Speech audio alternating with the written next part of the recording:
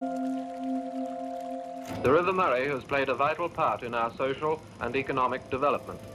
Its waters have been diverted for stock and domestic supplies, for industry and the irrigation of orchards and vineyards in the pastoral and dairying country along its banks. It is one of the greatest sources of wealth in Australia.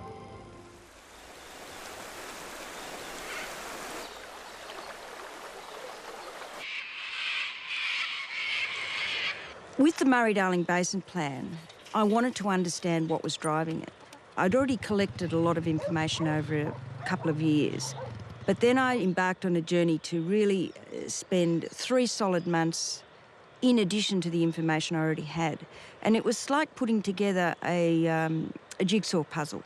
You know, you have pieces of the puzzle, and it's when you place all the pieces of the puzzle together that you understand the whole picture. Australia got so much right up until 2007 that it was an inspiration for many countries of the world. And now, if you go to Australia and you say, how are you doing on water, the general perception is it's a mess. Today, the much-anticipated Murray-Darling Basin Plan will finally be unveiled. This plan will condemn the lower end of the Murray to acid a slow sulphate soils, increasing salinity. Riverina stand to see my communities devastated. South Australia's being punished. Lose more than a third of their water Darling has satisfied almost no one. Anger still burns. In recent years, the Murray River has been presented to the Australian public as a river in crisis, requiring major changes to how its waters should be managed. Environmentalists and others have campaigned for over a decade that the Murray River is dead and dying, and that the government needs to take urgent action to address river health. Looking at the campaigns that most of Australians have been subject to, you know, that the Murray River's dead and dying. The problems of the Coorong are a result from over-extraction in upstream states. We've had the disastrous consequences of the lower lakes and acid sulphate soils in the peak of the drought. But what's important is to go back and look at why these things have occurred and how factual the information is or isn't. On the 7th of January 1830, Captain Sturt wrote in his journal, "We embarked on the bosom of the Murrumbidgee, whether ever to return being a point of the greatest uncertainty. We were hurried into a broad and noble river." If Captain Charles Sturt were to sail down the Murrumbidgee or Murray rivers today, they would be very different to the rivers he found in the 1830s. Australia is the land of extremes, so we have droughts and flooding rains. And then we have these periods in between. And what our earlier generations did was they sought to flatten out the extremes of having lots of water to having when we had no water. The River Murray, like most rivers in arid areas in rich countries, is irredeemably changed. You've got huge amounts of storage, you've got a flow regime that has been dramatically changed because basically people couldn't live with it in its natural form. And this has brought tremendous benefits. And so they built the major storage dams up in the mountains to flatten out those extremes and give our communities and Australia a benefit of having a regulated water supply. Professor John Briscoe was one of 4 international water experts invited by the Murray-Darling Basin Authority to participate in a high-level external review of the initial draft basin plan. Australia can be put on a pedestal in the sense of managing a really, really brutal drought. It was able to do it with less economic disruption than any other country in the world could do it. At the peak of the drought, politicians were getting a lot of pressure put on in relation to the end of system problems, particularly around the lower lakes. And so you had the Murray not running into the sea, you had wetlands drying up, and one of the indicators of this is bird life. You see a very marked drop in the 2000-2008 drought of birds there.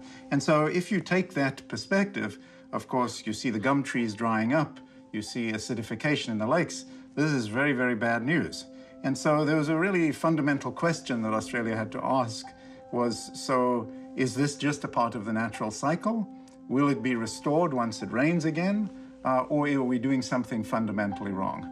Up until the 1950s, many basin rivers, including the Murray, were reduced to a series of salty pools during each of the droughts. and then towns were submerged during floods.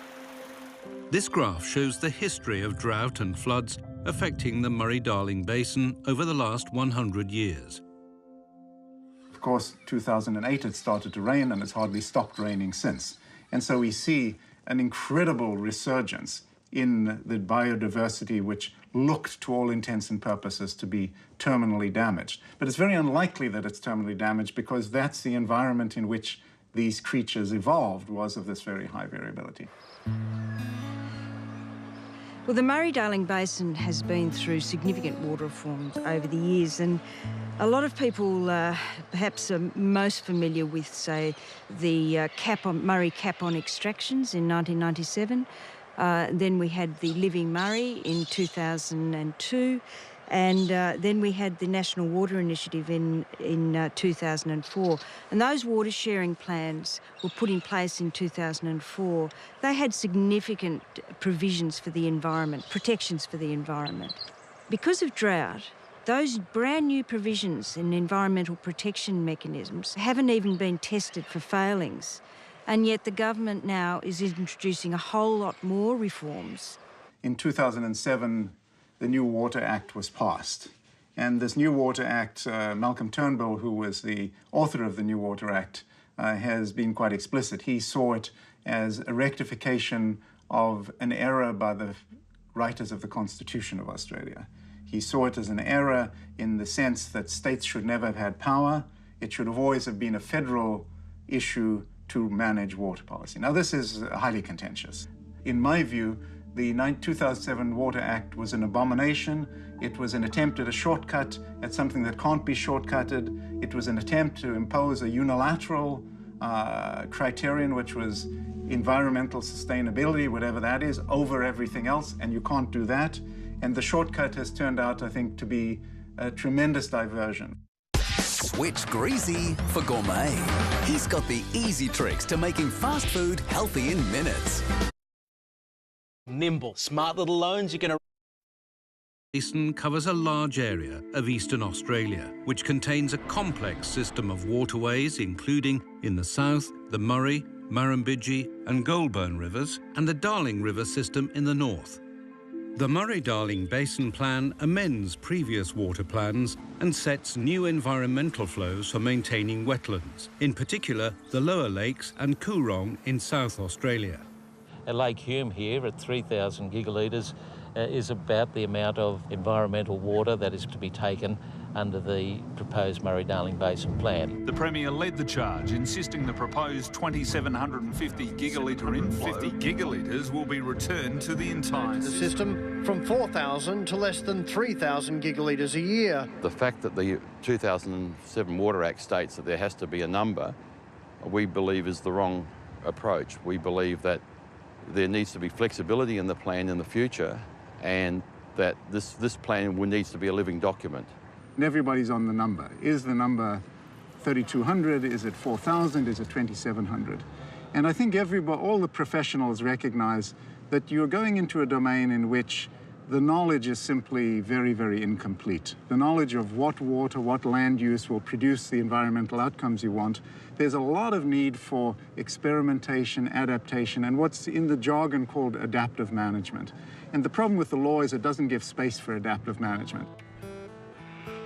The Commonwealth went out and bought environmental water before they ever did the logistics of how you could deliver that water down a channel system that was very restricted. We have a number of constraints along the Murray system. Probably the most well known is the Barmer Choke. So as you can see, the bank is very small, so what happens, there's a limited amount of water that can flow through this section before the water would then simply top over the banks. The Barmer Choke was formed 25,000 years ago, when a geological displacement raised the eastern edge of the Cadell Fault. This diverted the Murray waters north and south around the fault and now limits the amount of water that can pass through the Murray before spilling out into the forest and adjoining land. And there's other constraints, even between where we are now, at the head of Lake Hume down to Yarrawonga, because there's a maximum of 25,000 megalitres per day that can actually be delivered without starting to flood on a long-term basis all of the farmers and communities downstream. They are going to look to compulsorily acquire easements to allow flows of up to 40,000 megalitres a day through this reach. And if that happens, it will be bordering on catastrophic for us. What the authority is trying to do is on small flow events that are unregulated, they want to try to top them up to make it a larger flood event. But as one of the Wentworth Group scientists said, oh, we just might flood a few farmers' fields. Well, when you flood a few farmers' fields, you're flooding their farm, you're flooding their business. And, you know, when it happens naturally, everyone accepts that. There's nothing you can do about it. But if they're trying to actually do it deliberately, it's almost vandalism.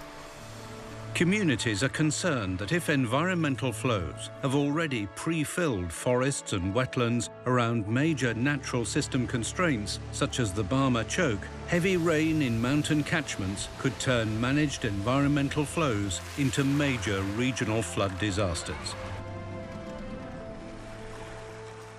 So what do you think, Bill, about this? We are severely worried about not just our floodplain country. It's more any mitigation works that we've had for the last 100 years will be at risk. At 10,000 megs in the river system, we're happy. At 20,000, it kicks to a level that all our low-level crossings go under. At 40,000, the river starts creeping into outside its bank. And then when it gets to 60,000, it's essentially the forest is in flood. We've been cut off here since for about nearly 3 months.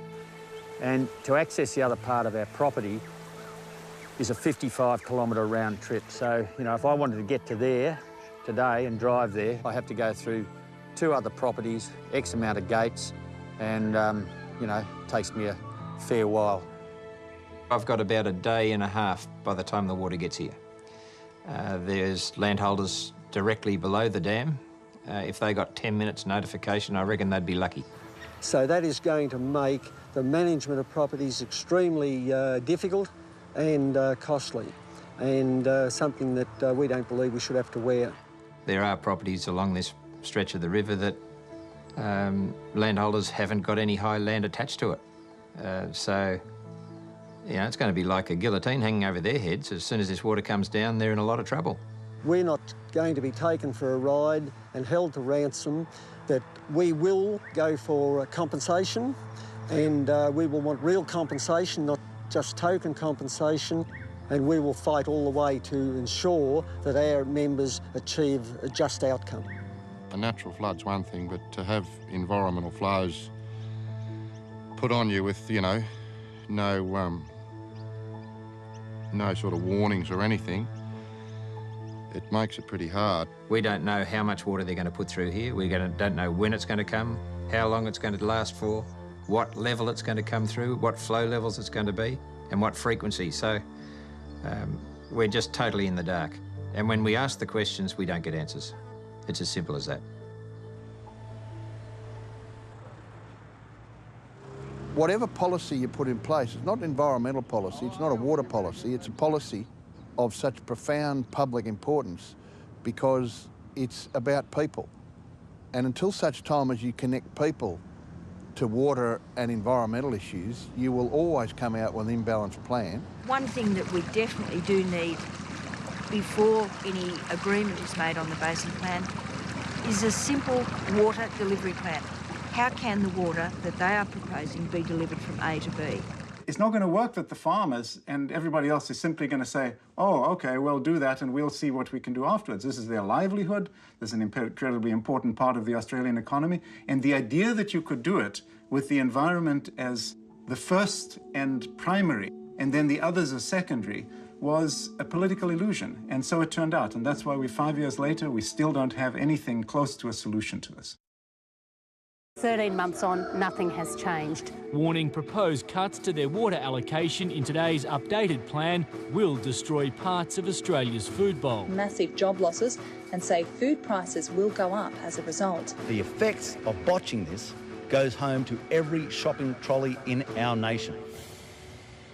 While people located near constraints along the river are concerned about being flooded, other regional communities are worried about the loss of productive water proposed by the Basin Plan and what this will mean for production of food. Australia is a very lucky country. It has the best food supply in the world. It's the envy of many countries overseas. We have a very good fresh supply.